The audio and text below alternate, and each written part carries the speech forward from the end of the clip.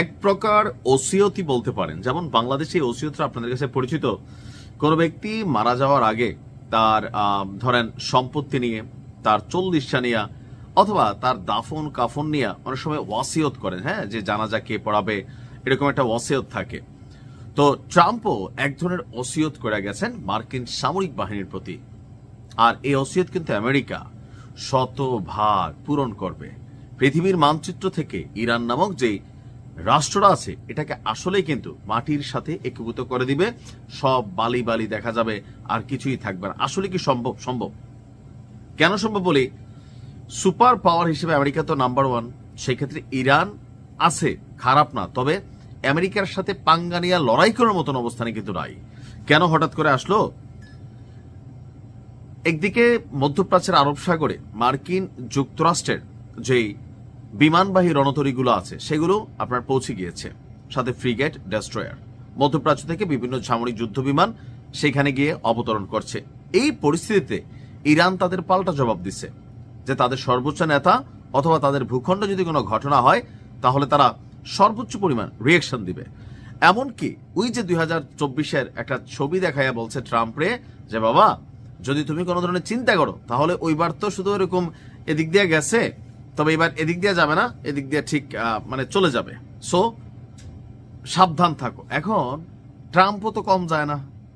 ট্রাম্পের যখন এরকম বক্তব্য দেওয়া হয়, তো ট্রাম্প তো ভাই সুপার পাওয়ার রাষ্ট্রের প্রেসিডেন্ট, সো তার তো পুনপুন্যা কথা আসবে। বলতেছে যদি ইরান আমাকে বালিশ ছাড়া শোয়াই দেয় তাহলে ইরানকে পৃথিবী থেকে মানচিত্র থেকে আমরা এইভাবে ডাস্টার দিয়া মুইচা ফেলবো। আর এই নির্দেশনা আমি অলরেডি দিয়ে রেখেছি। গতকালকে নিজেই এই তথ্য জানিয়েছে ট্রাম্প।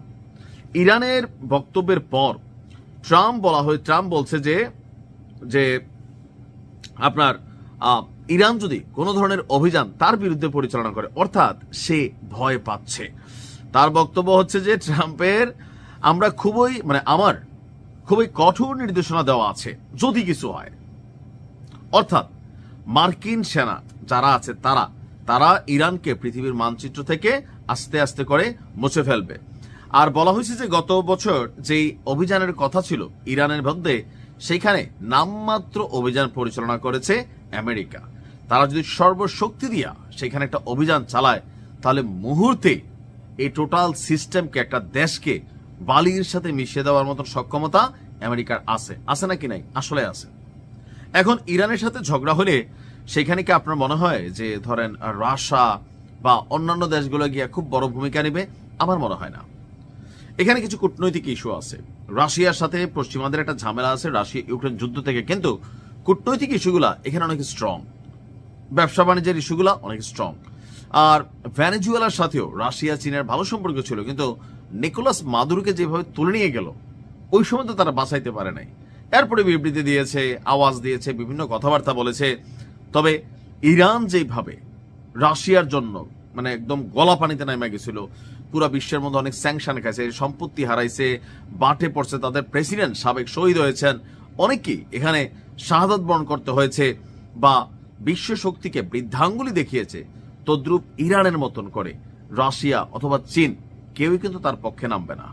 যদি নামতো ভেনেজুয়েলার পক্ষে কিন্তু তাদের অবস্থান থাকার কথা ছিল, কারণ নিয়ে গেছে তো ভাই, আলোচনা মার্কেট থেকে হারাই গেছে। তো সেই ক্ষেত্রে ইরানের জন্য আলগা কিছু দেখাবে আমার এটা মনে হয় না। মানে আমেরিকার সাথে লড়াইয়ের মধ্যে গিয়া সামিল হবে। আর এরকম হইলে চীন অথবা রাশিয়া যে কোনো একটাদের যদি আমেরিকার বিরুদ্ধে অবস্থান নেয় তাহলে তৃতীয় বিশ্বযুদ্ধ শতভাগ হবে। এখন দেখা যাক আসলে কি হয়। তবে ট্রাম্প যে ভয় পাচ্ছে এটা কিন্তু নিশ্চিত। ভালো থাকুন।